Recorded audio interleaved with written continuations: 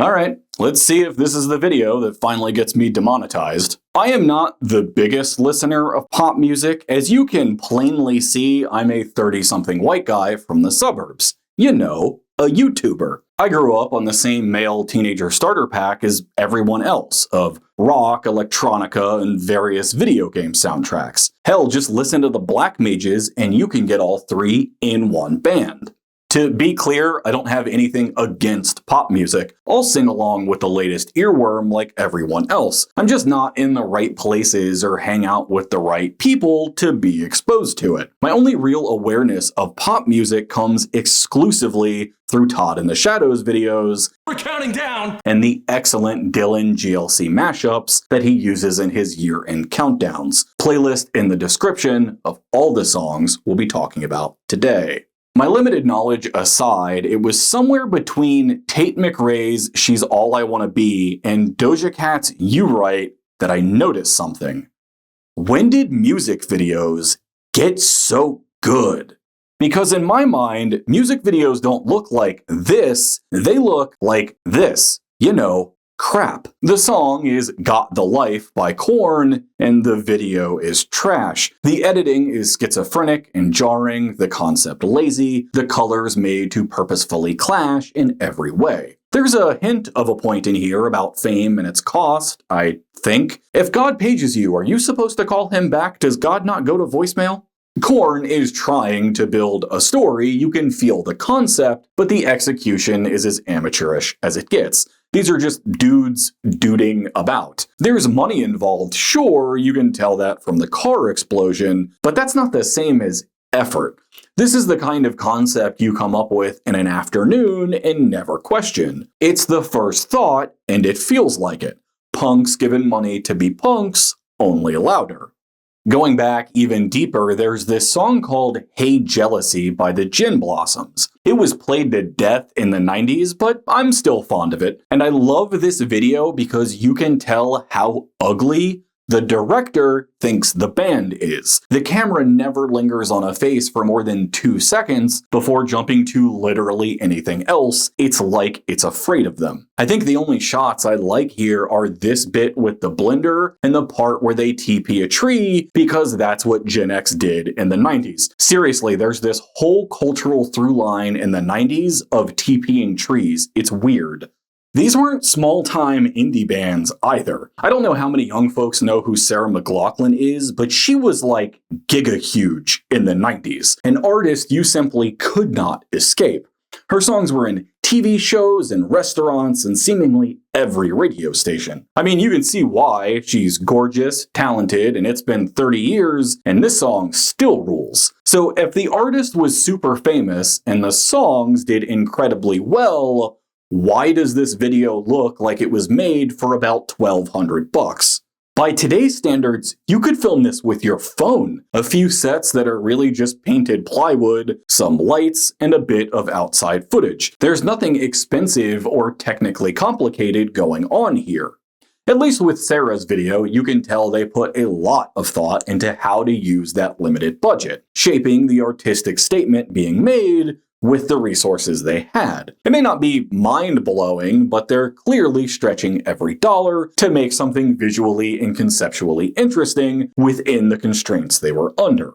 There's something discordant in how little was spent on these videos, both in actual dollars and in creative time, compared to their social impact. These were made by record labels with millions at their disposal, yet the videos feel like an afterthought. That may seem reasonable today, but back then music videos were a way bigger deal. That may sound counterintuitive, after all, a single TikTok reel can propel a song onto the charts, but it does that through virality and trends, not the quality or concept of the video itself. The TikTok and the song are often completely unrelated. Through the 80s, 90s, and early aughts, people were really only exposed to new music through radio and television. They were huge avenues of discovery and thus sales. A video making it onto MTV or later VH1 could absolutely make or break a song. People would sit on their couches watching them over and over again for the video. But look at the actual videos being made, and by today's standards, a lot of them just look lazy. I mean, you want to talk about inescapable songs? Natalie Imbruglia's Torn is as inescapable as songs from this era get. This song was so overplayed, my art teacher played it in class. It's how we knew he was gay. None of us cared that he was gay, for the record. He was a great art teacher. I'm just giving him shit. Back to Natalie, there is plenty of money and effort on display. There's the location, the hair and makeup people, extras pretending to be hair and makeup people, the lighting. I mean, film lights are always insanely expensive. But the concept is flat, a one-dimensional, two-dimensional exercise loosely related to the song. Them taking apart the set is pretty cool, but like the McLaughlin video, it's mostly the artist, center frame, singing directly into the camera. There's a vision here, but it's surface level. The song's called Torn, and it's about a fallen apart romance, so we'll do a rom-com thing, but tear the set apart. It's a concept that takes 15 minutes to come up with and a day to execute on. Even the most technically impressive music videos of the day, things like, how the hell do you pronounce this? Jamiroquai. Sure, Virtual Insanity is a video a lot of folks remember because it was filmed Inception style before Inception existed. The guy here is standing still with the entire room moving around him. It is legitimately very impressive. This is definitely a cool idea, and it had to have taken a lot of planning and technical thought. But the end result of all of that thought is the same limited visual theme. A person, center frame, singing directly into the camera, surrounded by abstract visuals that vaguely relate to the song. When it comes to this era, you're basically allowed only 4 things: cars, walking somewhere on location, singing directly into the camera, and pretending to play live. Or in some cases, actually playing live.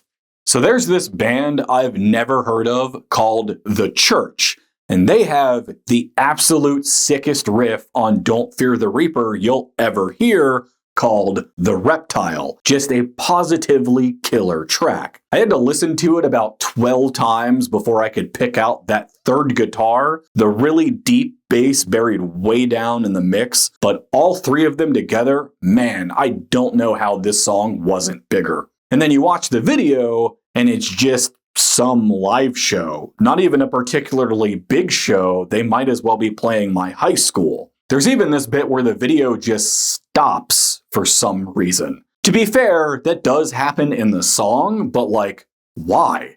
The only fun I get here is that the lead singer looks like my Uncle Tom. That's not related. I mean, he's related to me, that's how uncles work, but it's not related to the video. Mine or theirs. The Church had this other song, which I vaguely remember hearing, called Under the Milky Way. It did much better for them as a band, and you can see they've actually made an attempt for having a real video. Color filters over the footage, some fun lighting, the bagpipes, which are admittedly a bit much. But it's still limited to high concepts, all abstract themes and broad visual tropes to imply something of a story. At least you can see them making the effort. It was, after all, 10 years later. Speaking of which, another killer song from the 70s I recently discovered is I'd Love to Change the World by, you guessed it, 10 years later. And it doesn't have a video, like, at all. This is a fan video constructed from more live footage. The song absolutely rules, though. Were guitars just better back then? There's something about the crunchiness of that sound I really dig. You can hear it in Reptile, too. Maybe I just need to listen to more 70s rock.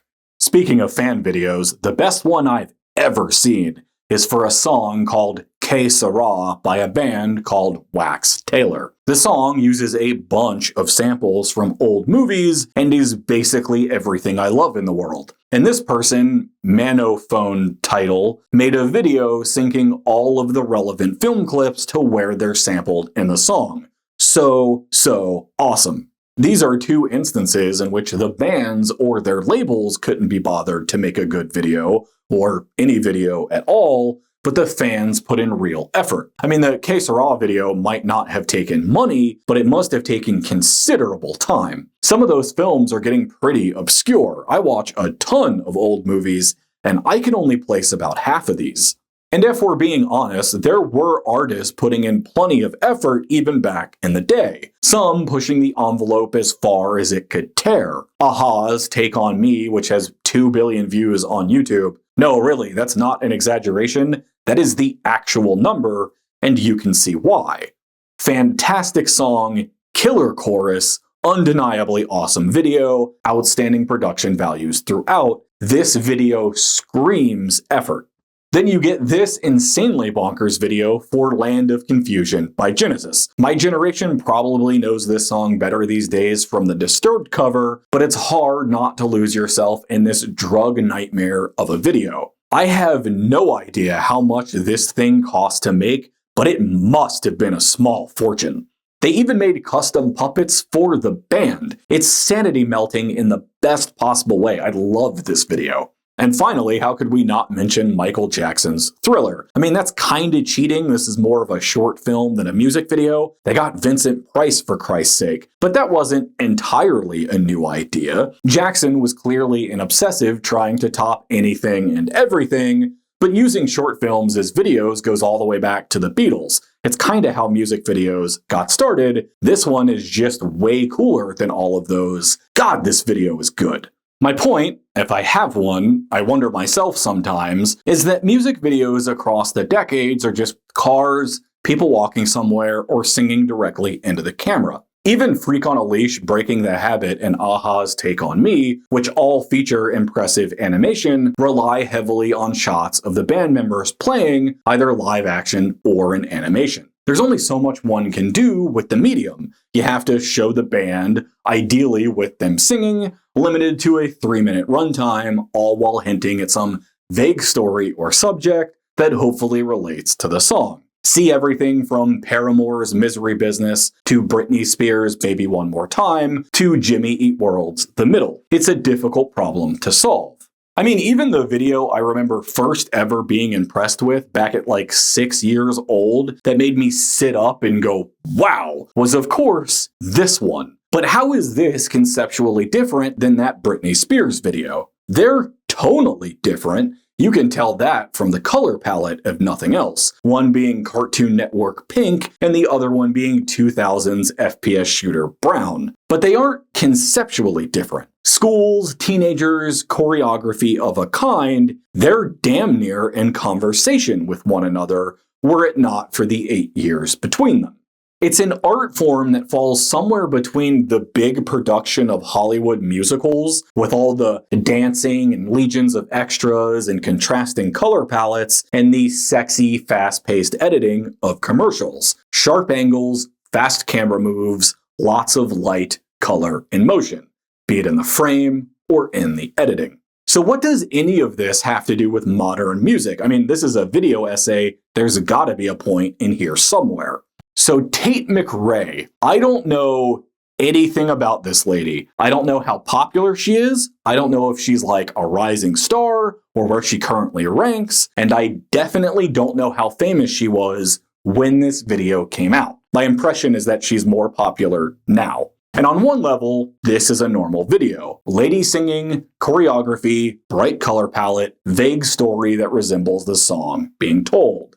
But god damn, this video took a lot of effort. Like, you could film this on your phone if you had a lot of friends and your phone had a really good camera, but you'd spend all week doing it. This shoot had to have taken at least a day, and that's not counting however long it took them to practice all this choreography. I'm guessing this was 2 days minimum, and it would have been a long 2 days. You add into that the location, the costuming, the makeup. This is a full production with all the staff and product placement that entails.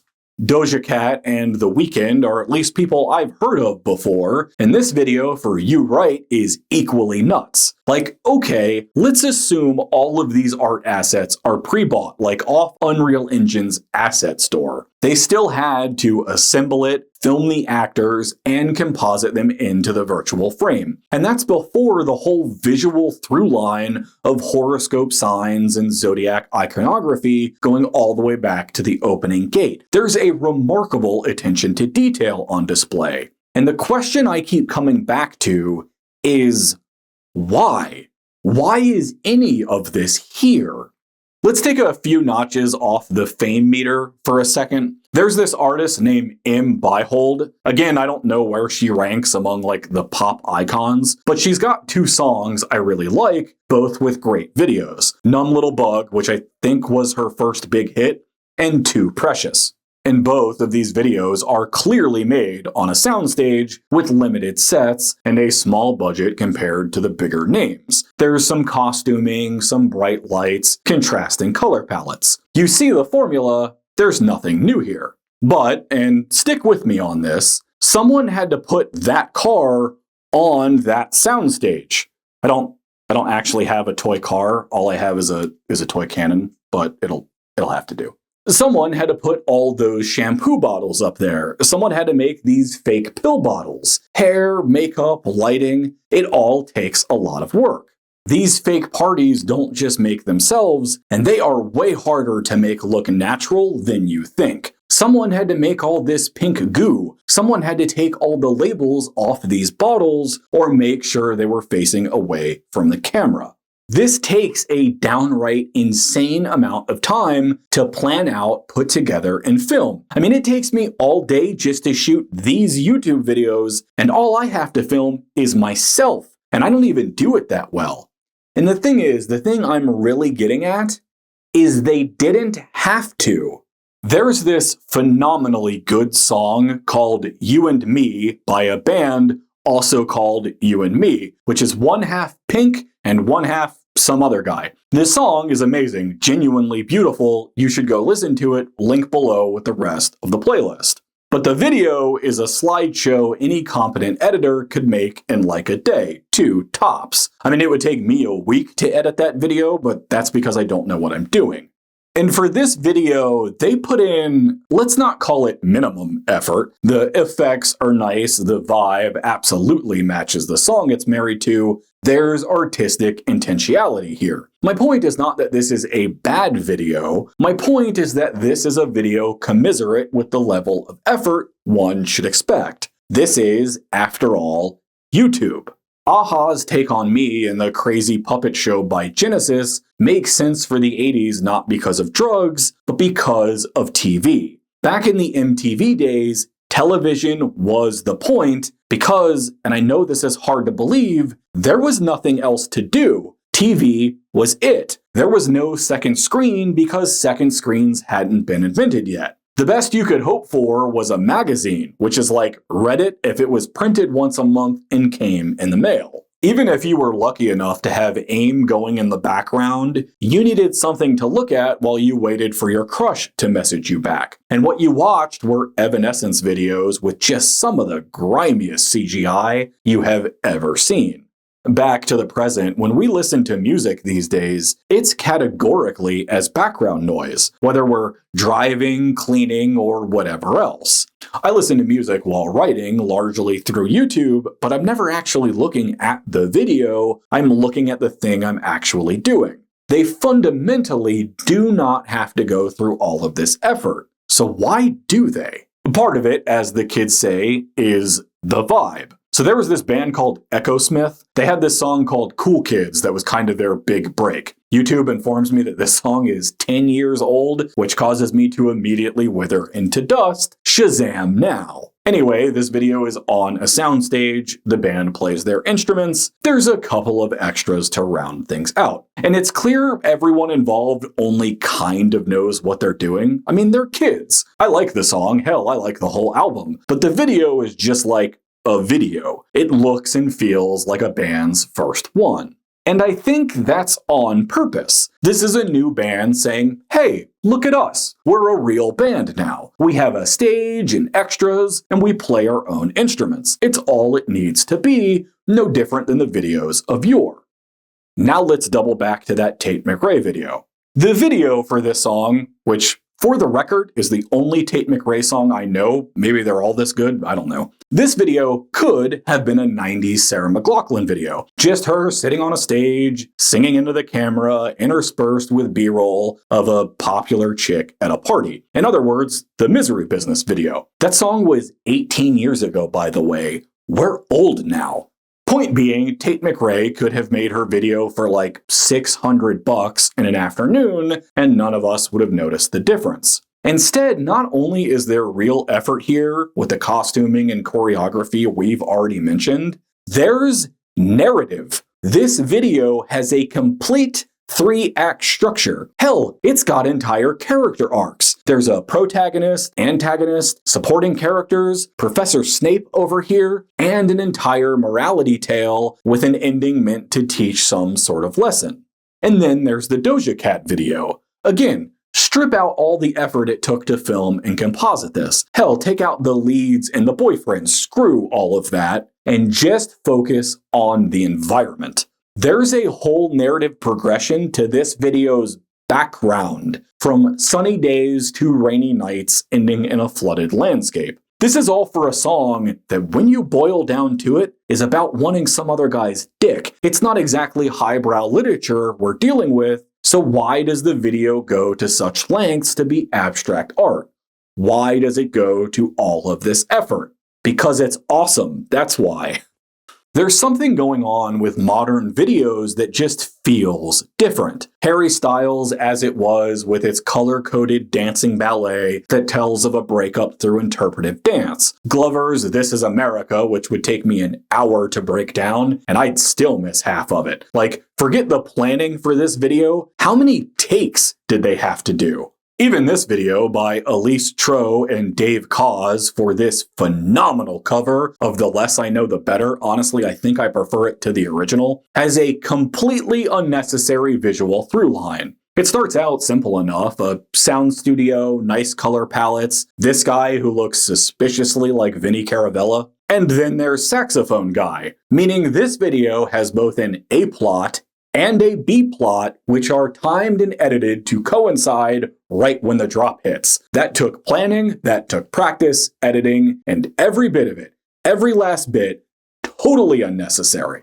Across the space, across the medium, there's an intentionality to effort, to presentation and narrative that I have never seen before. Like, even the best videos of the 90s, as visually or technically interesting as they are, weren't narratively interesting. They might have excelled in one of those areas of visuals, technical execution, or narrative, but they never excelled at all three, and certainly not to a commonality that pop stars way down the popularity spectrum are crushing it in their videos. This takes investment, it takes care, not only from the money holders, but from the artists themselves. Art takes ambition. We don't really talk about that side of it. We like to pretend we're some Bob Ross type standing on a mountain or sitting in a park until our muse talks to us. But no, art is ambition. It's just ambition that's insular rather than external. We aren't trying to shape the existing world, we're trying to create a new one, to mold not our surroundings, but our potential, to turn a blank page or a blank canvas into something worth holding on to, worth remembering, into art. If left to our own devices, if given unlimited time, resources, and budget, we'll make something bigger, more detailed, more artistically nested and tangled simply because we can. Because at the end of the day, that's what drives us. To create, to make it better, to make it more interesting, even when it isn't strictly needed, even when we could have gotten away with less. It's what these businesses will never understand about art, about music, about this medium or any other. Because yeah, none of these artists had to put this much effort into their music videos. They could have just as easily put up the album cover or a quickly edited lyric video and moved on to the next thing. The next song, the next album, the next concert. All of which would have been more creatively fulfilling and would have done more to promote their brand to a new audience than to spend some time on a video people are only going to have on a second screen anyway. But that's not what art is. It's not what ambition is. It's not what drives us as creators. We're not just talking about singers here either. For each one of these videos, there were dozens of people behind the camera. Directors, makeup artists, costumers, dancers, location scouts, actors. Every single one of the people involved were artists with their own creative ambitions. Not for themselves and not for their wallets, but for the art itself. People who wanted to put in those extra details, who wanted to push the envelope just that little bit further for nothing more than the art of it, to build upon and exceed what came before. You can't factor that into a spreadsheet. You can't steal it and feed it into an algorithm because generative AI doesn't have ambition and the stock market doesn't understand creativity. So if we ask ourselves, when did music videos get so good? I think they always were. It just took me time to notice. I'm Mike Laguero. Thanks for watching. This video is almost certainly getting demonetized, if not outright copyright struck, so consider supporting the channel through other means. Shout out to Sebastian on Patreon for their support. That was really cool of them. I've also just put out a new version of Thrice Dead Witch with an updated cover, and a new version of Wintermoor with new art, new layout, and a revamped combat system. Picking up a copy of either would be a big help. As for life updates, I've finally separated from government service thanks to the fork in my back. I lost a couple weeks there to generally untangling my mind and crunching to get those new versions of Thrice Dead Witch and Wintermoor out. With all of that done, things should be picking up soon. I'm still working on my next book. I'm on about draft 4 of that one. The next video game retrospective fell completely by the wayside with everything that was going on, but I've picked that back up and am chipping away at it. I'm about halfway through the necessary gameplay, and then there's still all the writing and editing to do. No idea when it will be out. Thank you for watching, and as always, I'll see you in the next video. And now the battery is dying in 2